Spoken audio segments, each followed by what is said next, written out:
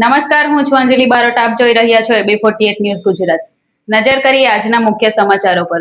અંકલેશ્વરમાં મંગલમ પરિવાર દ્વારા આયોજિત ધાર્મિક કાર્યક્રમમાં બાગેશ્વર ધામના પંડિત ધીરેન્દ્ર કૃષ્ણ શાસ્ત્રી વિશેષ ઉપસ્થિત રહ્યા હતા. મોટી સંખ્યામાં શ્રદ્ધાળુઓની હાજરી વચ્ચે તેમણે વર્ષ 2027માં અંકલેશ્વરમાં 3 દિવસીય હનુમાન કથા યોજવાની જાહેરાત કરી હતી.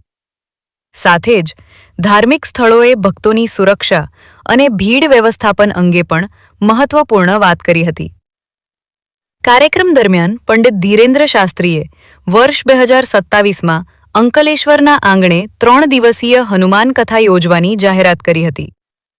જાહેરાત થતાં જ ઉપસ્થિત ભક્તોમાં ભારે ઉત્સાહ જોવા મળ્યો હતો.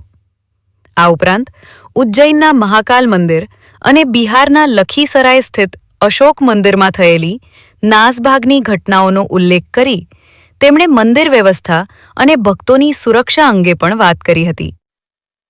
મોટી સંખ્યામાં ભક્તો એકત્ર થતા ધાર્મિક સ્થળોએ યોગ્ય આયોજન, ભીડ નિયંત્રણ અને સુરક્ષા વ્યવસ્થા જરૂરી હોવાનું તેમણે જણાવ્યું હતું.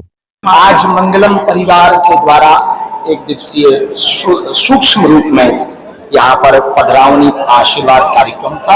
अंकलेश्वर की भूमि मां नर्मदा के किनारे तटस्थ यह भूमि जो भारत का विशालतम उद्योग जगत क्षेत्र है और यहाँ आकर आत्मीय प्रसन्नता हुई.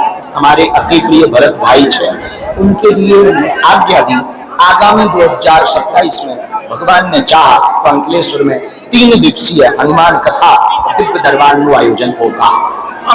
उज्जैन और बिहार के एक मंदिर में बॉडीगार्ड के कारण अनेक श्रद्धालुओं की मौत हुई. आपको क्या लगता है कि प्रशासन की आयोजन नहीं होगा या श्रद्धालुओं को ज्यादा उम्र पड़ेगी?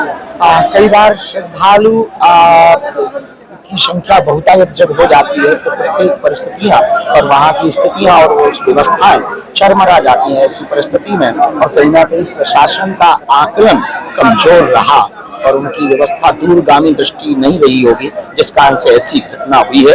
प्रत्येक जगह प्रत्येक मंदिर के अंतर्गत जो भी जहां अत्यधिक श्रद्धालुओं की श्रद्धा है उस तीर्थ स्थल के आसपास के प्रशासन को हर पल चौकन रहना पड़ेगा. मंदिर की सुरक्षा के साथ साथ मंदिर के परमात्मा की सुरक्षा के साथ साथ मंदिर के पुजारी की सुरक्षा से ज्यादा जरूरी है श्रद्धालुओं की सुरक्षा, क्योंकि श्रद्धालुओं से ही श्रद्धा का केंद्र निर्मित होता है, आस्था का केंद्र निर्मित होता है. बहुत ही दुखद घटना है. बहुत लोगों को हताहत होने की सूचना जो मीडिया के द्वारा प्राप्त हुई, हृदय विदारक घटना है. और हर जगह मंदिरों में विशेष रूप से VIP एंट्रियां बंद होनी चाहिए. AB48 ન્યૂઝ ગુજરાત સાથે ધર્મેશ રાણા, અંકલેશ્વર.